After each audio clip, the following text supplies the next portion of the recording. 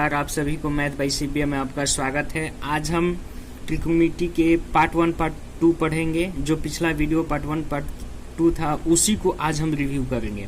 और आइए हम देखते हैं कि बेसिक क्या होता है। तो फर्स्ट ऑफ ऑल हम लोग आज का जो टॉपिक है पढ़ने का, इंट्रोडक्शन ऑफ ट्रिग्नोमेट्री यानी कि ट्रिग्नोमेट्री का परिचय, और दूसरा है ट्रिग्नोमेट्रिक रेशियो यानी कि त्रिकोणमितीय अनुपात, और तीसरा है रिलेशन बिटवीन त्रिकोणमिति और रेशियोज यानी कि त्रिकोणमितीय अनुपातों के बीच का संबंध है। तो फर्स्ट ऑफ ऑल आइए हम अच्छे से अध्ययन करते हैं फर्स्ट कि ट्रिगोमेट्री का परिचय यानी कि इंट्रोडक्शन ऑफ ट्रिगोमेट्री। आइए, ट्रिगोमेट्री में एक त्रिभुज की जो भुजा होती है और उसके एंगल के बीच यानी कोण के बीच के संबंध का अध्ययन किया जाता है, उसी को हम त्रिकोणमिति कहते हैं। यानी कहने का मतलब है कि जैसे कि ये जो मेरा एक त्रिभुज है, ओके, और इसके ये एंगल, ओके, और ये जो साइड है, इसी के बारे में अध्ययन किया जाता है, उसी को हम ट्रिगोमेट्री बोलते हैं। तो क्या है कि ट्रिगोमेट्री शब्द अंग्रेजी भाषा के ट्रिगोनोमेट्री से हुई है। अंग्रेजी भाषा जो ट्रिगोमेट्री है कि व्युत्पत्ति जो है ग्रीक भाषा के 3 शब्द से लिया गया है। कौन कौन? तो पहला है ट्राई, गॉन, मेट्रॉन। यानी कि ट्राई का मतलब होता है 3, गॉन का मतलब होता है भुजा, और मेट्रॉन का मतलब होता है माप यानी कि स्टैंडर्ड। कहने का मतलब है कि इसका जो शाब्दिक अर्थ है कि 3 भुजाओं का माप है। यानी कि जब 3 भुजाओं का माप होता है उसी को हम ट्रिगोनोमेट्री बोलते हैं। तो क्या है कि एक समकोण त्रिभुज की भुजाओं के कुछ अनुपात का उनके न्यून कोण के संदर्भ में हम स्टडी करेंगे, और इन कोणों का जो त्रिकोणमितीय अनुपात कहा जाता है, जैसे साइन, कॉस, टैन, कॉट, सेक, कोसेक। तो इंट्रोडक्शन तो हम लोग पढ़ लिए हैं। अब आइए हम लोग ट्रिगोनोमेट्री रेशियो जानते हैं कि ट्रिगोनोमेट्री रेशियो होता क्या है। तो फर्स्ट ऑफ ऑल मान लेते हैं कि एंगल ABC एक राइट एंगल ट्रायंगल है यानी कि समकोण त्रिभुज है। ओके, एंगल ABC एक समकोण त्रिभुज है जिसमें एंगल B क्या है, 90 डिग्री है। अतः एंगल BAC जिसे संक्षेप में यानी कि शॉर्ट में एंगल A बोलते हैं, इसको एंगल A बोलते हैं, जो न्यून कोण, एक न्यून कोण है। ओके, यहाँ समकोण के सामने की भुजा AC त्रिभुज का कोण है, यानी कि ये जो समकोण है 90 डिग्री, इसके सामने की जो साइड है ये, इसको हम क्या बोलते हैं, कोण बोलते हैं। ओके, और भुजा BC जो है एंगल A का भुजा है, जो कि क्या है, सम्मुख भुजा है, इसको हम बोलते हैं लंब। एंगल A का सम्मुख भुजा BC क्या है, लंब है, ठीक है। और एंगल A का जो संलग्न भुजा है AB, ये हम लोग का क्या है, बेस है यानी कि आधार है। ओके, तो भुजा ओके, तो क्या है कि जो हम लोग इस प्रकार के जो समकोण त्रिभुज है ABC यानी कि एंगल A के लिए भुजा BC लंब है, एंगल A जो संलग्न भुजा BC है आधार है, और एंगल B के जो सामने का साइड है वो मेरा क्या है, कोण है। यानी कि इसको इंग्लिश में बोल सकते हैं परपेंडिकुलर, इसको हम इंग्लिश में बोलते हैं बेस, और कोण को इंग्लिश में बोलते हैं हाइपोटेनस। ओके, तो आगे आते हैं अपने। तो यदि लंब P को, यदि लंब को हम P कहते हैं, आधार को B और कोण को एच से क्या करते हैं, डिनोट करते हैं। यानी कि BC जो है मेरा P, ये लंब हुआ जिसे हम डिनोट करते हैं, और जो मेरा आधार हुआ B से डिनोट करते हैं, और कोण को H से डिनोट करते हैं। ओके,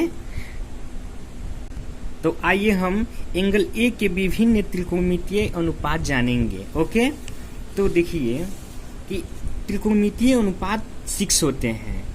तो कौन कौन होते हैं? साइन होता है, कॉस होता है, टैन होता है, कॉसेक होता है, सेक होता है, और क्या, कॉट होता है। तो राइट एंगल ट्रायंगल ABC में ये मेरा B एक 90 डिग्री हुआ, और जिसमें हम विभिन्न त्रिकोणमितीय अनुपात को जानेंगे कि क्या होता है।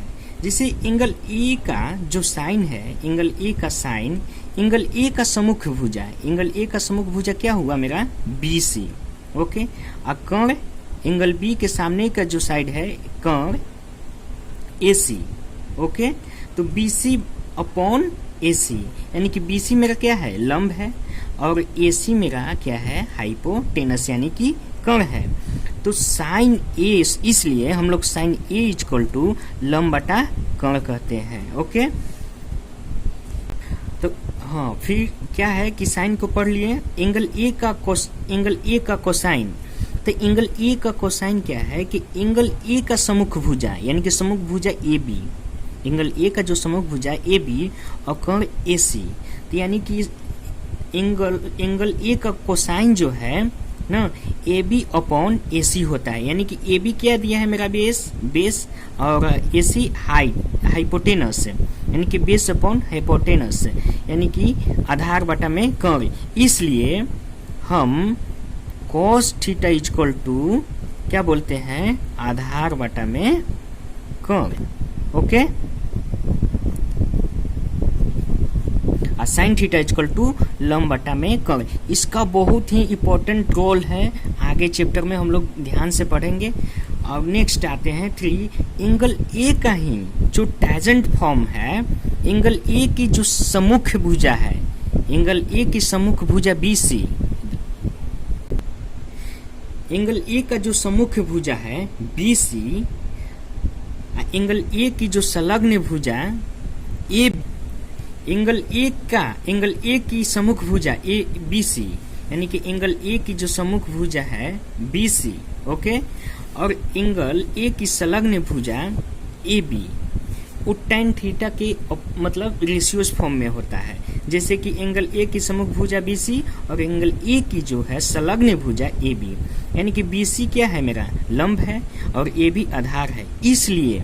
इसलिए हम लोग tan थीटा इक्वल टू या tan A, क्योंकि एंगल A से हम डिनोट कर रहे हैं ना, तो tan A इक्वल टू क्या होता है, लंब बटा में आधार। ओके, नेक्स्ट आते हैं एंगल A का कॉजेंट जानने के लिए। ओके, तो एंगल A की संलग्न भुजा, एंगल A की सम्मुख भुजा, तो एंगल A का जो संलग्न भुजा AB है, एंगल A की जो सम्मुख भुजा है BC है ना। और कॉट का क्या होता है, cot equal to AB upon BC, यानी कि आधार बटा में लंब।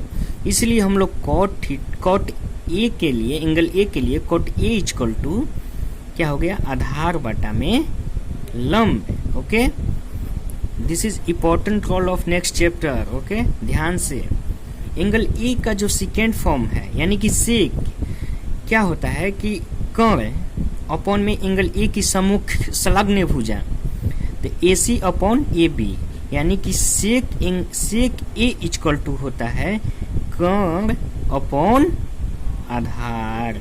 ओके, एंगल A का जो कोसेंट होता है, कोसेंट, कोण अपॉन में एंगल A की सम्मुख भुजा, यानी कि AC अपॉन BC, यानी कि इसलिए हम कोसेक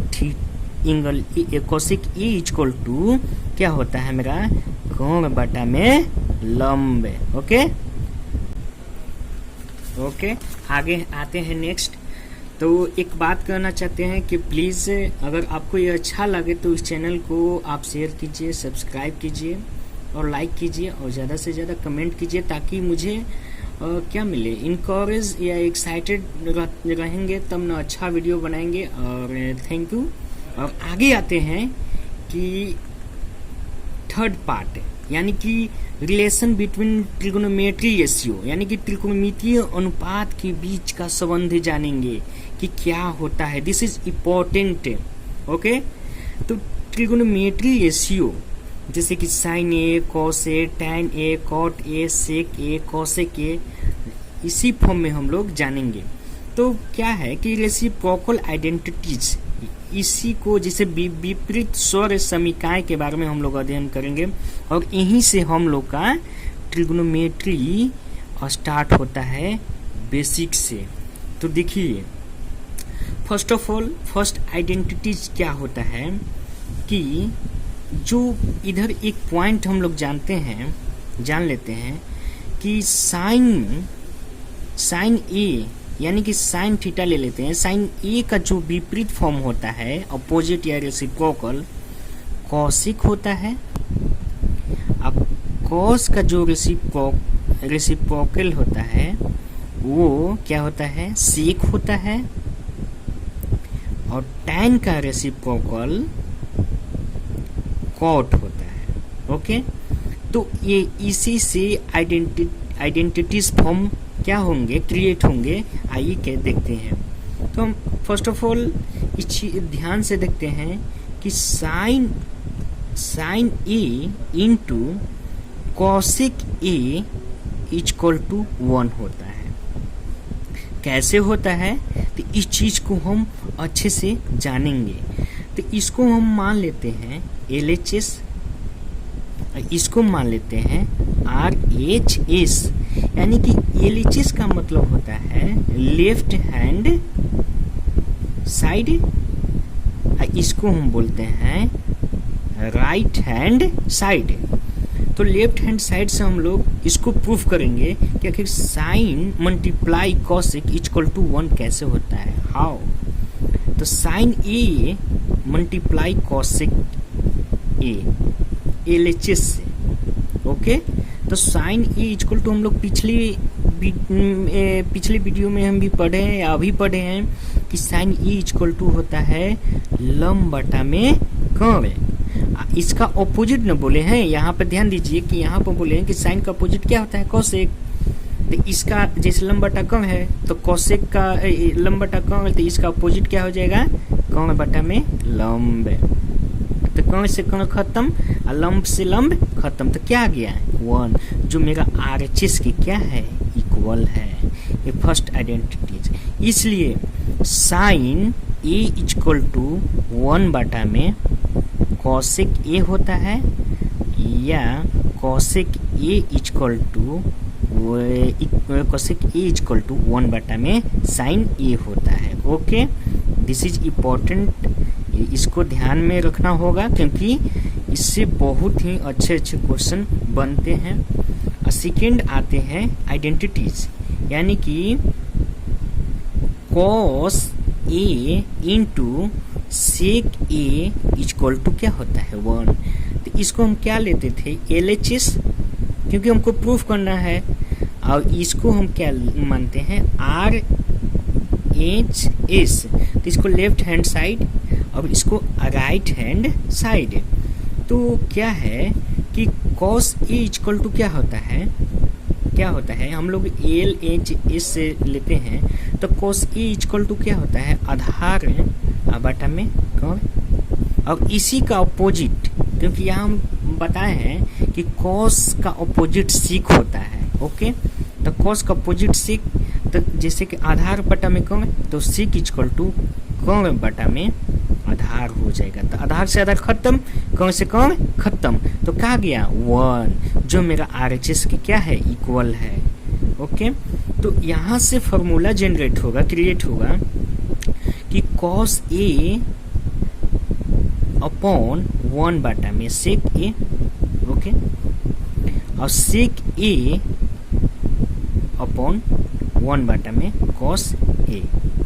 ओके, अब आते हैं हम नेक्स्ट आइडेंटिटीज। थर्ड आइडेंटिटीज क्या होता है कि tan A into cot A equal to क्या होता है 1। जैसे पीछे अभी किए हैं वो जस्ट वैसे ही करना है। अब इसको हम मान लेते हैं LHS, इसको मान लेते हैं RHS। तो LHS जैसे कि tan theta into cot theta, okay, tan A into cot A, इसको LHS से ले लेते हैं। तो tan A इक्वल टू हम लोग जानते हैं कि लंब बटा में आधार होता है, और कॉट ए इक्वल टू हम लोग जानते हैं इसका अपोजिट होता है, जाहिर सी बात है। तो ये आधार बटा में क्या हो गया, लंब हो गया। तो लंब से लंब खत्म, आधार से आधार खत्म, तो क्या बच गया मेरा 1, जो RHS की क्या है, इक्वल है। तो इसीलिए हम लोग कहते हैं कि tan theta into cot theta equal to 1 होता है। तो tan थीटा इक्वल टू 1 बटा में कॉट थीटा होता है, कॉट थीटा इक्वल टू 1 बटा में tan होता है।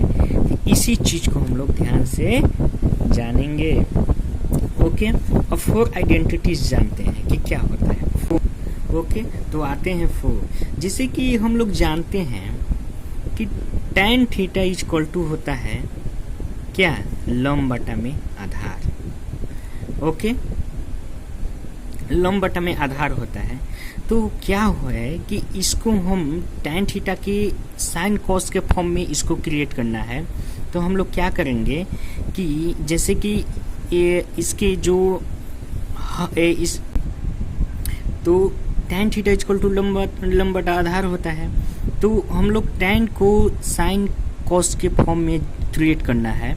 तो फर्स्ट ऑफ क्या करते हैं कि अंश तथा हर में कर्ण से, कर्ण यानी कि इंच से क्या करने पर, डिवाइड करने पर, डिवाइड यानी कि भाग करने पर, ओके। तो क्या फॉर्म जनरेट होता है, देखिए। तो tan थीटा इक्वल टू इसको लंब बटा में कर्ण, ओके, और आधार बटा में कर्ण, ओके। तो हम लोग पिछले वीडियो में हम लोग पढ़े हैं या अभी पढ़े हैं कि साइन थीटा इक्वल टू होता है लंब बटा में कर्ण, और कॉस थीटा इक्वल टू होता है आधार बटा में कर्ण, ओके। तो यहाँ देखिए इंपॉर्टेंट थिंग्स क्या है कि tan थीटा इक्वल टू लंब बटा कर्ण क्या है मेरा, साइन, ओके, और आधार बटा कर्ण क्या है मेरा, कॉस। तो हम लोग जान गए कि tan theta equal to sine बटा में कॉस थीटा होता है। This is important formula, okay. अब आते हैं 5, यानी कि 5 क्या कहता है, कॉट। तो कॉट इक्वल टू क्या होता है, आधार बटा में लंब। तो हम लोग जानेंगे कि इसको हम लोग अंश बोलते हैं, इसको हर बोलते हैं। तो अंश तथा हर में कर्ण से भाग करने पर, ओके। तो कॉट थीटा इक्वल टू क्या होता है, यहाँ पे इसको क्योंकि भाग करना है हमको कर्ण से, तो आधार बटा में कर्ण, इसको लंब बटा में कर्ण। तो कॉट थीटा, क्योंकि आधार बटा कर्ण किसका होता है, कॉस थीटा, और लंब बटा कर्ण किसका होता है, साइन थीटा। इसलिए हम लोग बोलते हैं कि cot theta equal to cos theta बटा में साइन थीटा हो, ओके। आगे आते हैं हम लोग के नेक्स्ट, ठीक है। तो क्या है देखिए, तो हम लोग तो ये चीज ट्रिगोनोमेट्री का जो फर्स्ट सेकेंड थर्ड था वो हम लोग का खत्म हो चुका है। एक इम्पोर्टेंट चीज देखते हैं, this is a very important, और उसको हम पाइथागोरस में बोलते हैं। तो पाइथागोरस के थ्योरम के बारे में हम लोग जानेंगे कि पाइथागोरस थ्योरम क्या होता है, ओके। तो क्या होता है कि एक राइट एंगल ट्रायंगल, ओके, एक राइट एंगल ट्रायंगल यानी कि एक समकोण त्रिभुज, इसको मान लेते हैं CBA। तो इसका कॉन्सेप्ट क्या है पाइथागोरस थ्योरम यानी कि राइट एंगल ट्रायंगल का, कि दो भुजाओं का योग यानी कि AB और BC दो भुजाओं के स्क्वायर का योग तीसरी भुजा के स्क्वायर के बराबर होता है। यानी कि ये एंगल ए के लिए मेरा क्या था, लंब था। ये जो इसका संलग्न भुजा ये भी क्या है, आधार है। ये मेरा क्या है, कर्ण है। तो कहने का मतलब है कि यानी कि लंब का स्क्वायर प्लस आधार का स्क्वायर, यानी कि लंब का स्क्वायर प्लस आधार का स्क्वायर बराबर होता है किसके, कर्ण के स्क्वायर के। तो हम इस चीज को जानेंगे कि ये रूल फॉलो कैसे होता है। लेट से मान लेते हैं आधार को 3, ये इसको 4, ये 5, मतलब BC यानी कि लंब को ले लेते हैं 4, AB यानी कि आधार को ले लेते हैं 3 और AC इक्वल टू कौन यानी कि 5 है। तो देखते हैं क्या ये फॉर्म मतलब ये फॉलो कर रहा है या नहीं। तो लंब मेरा क्या है, 4 है, तो 4 का स्क्वायर, ओके। अब प्लस आधार क्या है, आधार मेरा क्या है, 3 है, यानी कि 3 का स्क्वायर। अब कौन क्या है, 5 है, यानी कि 5 का स्क्वायर, ओके। तो 4 का स्क्वायर कितना होता है, 16, और 3 का स्क्वायर 9 इक्वल टू 25, 5 का स्क्वायर 25, तो 16 9 कितना होता है, 25, यानी कि 25। ये मेरा क्या हो गया कि जो मेरा LHS और RHS क्या हो गया, इक्वल हो गया। यानी कि समकोण त्रिभुज उसे बोलते हैं कि लंब का स्क्वायर प्लस आधार का स्क्वायर बराबर होता है कर्ण के स्क्वायर को। अब इसको हम क्या कि मतलब ट्रिपलेट जानेंगे कि ट्रिपलेट कैसे निकलता है। तो आइए हम लोग ट्रिपलेट सीखते हैं कि ट्रिपलेट कैसे फाइंड आउट किया जाता है, ओके। तो ट्रिपलेट फाइंड करने के लिए 2 फॉर्म होता है, एक ऑड फॉर्म होता है, एक इवन फॉर्म होता है। तो ऑड नंबर का हम लोग ट्रिपलेट निकालेंगे कि ऑड नंबर का ट्रिपलेट कैसे फाइंड आउट होता है, ओके। तो मान के चलिए हम लोग 3 लेते हैं, ओके। तो इसको ट्रिपलेट ऑड फॉर्म में करना है तो क्या होगा कि फर्स्ट ऑफ ऑल 3 का हम स्क्वायर करेंगे। तो 3 का स्क्वायर कितना होता है, 9।